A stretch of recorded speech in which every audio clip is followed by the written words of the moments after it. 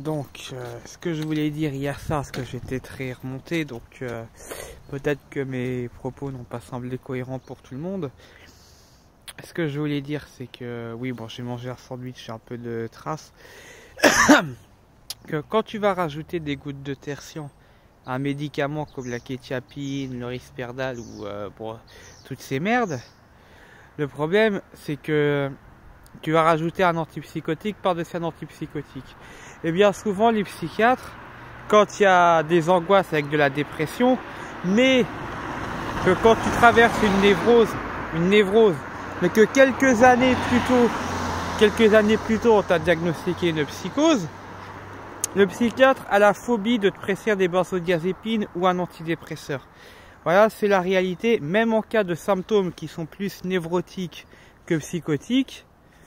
Le psychiatre, il n'hésite pas à te prescrire du tertian et du nosinant ou à augmenter ton traitement de fond, parce que bon, le tertian et le nosinant, ils appellent ça le traitement de crise, et augmenter sinon le risperdal, le Zyprexa en posologie à des doses plus fortes. Mais tu verras rarement de la paroxétine, de l'amioxérine de prescrite. Alors que dans les réminiscences obsédantes, dans les pensées obsédantes, c'est des médicaments qui seraient pourtant bien plus utiles que le tertian. Parce que on va se méfier de la désinhibition, des raptus, des passages à l'acte que les antidépresseurs, je reprends leur terme, hein, désolé si c'est scientifique, que les antidépresseurs peuvent causer. Mais on va pas remettre en question les effets du tertiaire et du nosinant qui, eux, vont provoquer des émoussements affectifs et des inhibitions.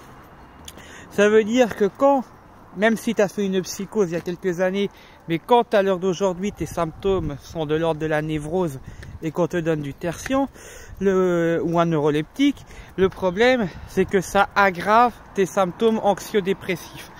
Le tertian est fait pour les phases psychotiques, il n'est pas fait pour les phases névrotiques, et ça je le répéterai jamais assez, même en cas d'antécédent. Alors c'est vrai que les antidépresseurs peuvent faire ressurgir de l'impulsivité, mais donner des phénothiazines dans un état dépressif, même quand il y a antécédent psychotique, ce n'est pas sans conséquence non plus. Donner un neuroleptique dans un contexte de névrose, même s'il y a des antécédents psychotiques, ce n'est pas sans conséquence parce que ça aggrave la symptomatique dépressive. Si les antidépresseurs aggravent la symptomatique psychotique, les neuroleptiques aggravent la symptomatique dépressive, et ça, vos amis les psychiatres le savent très bien.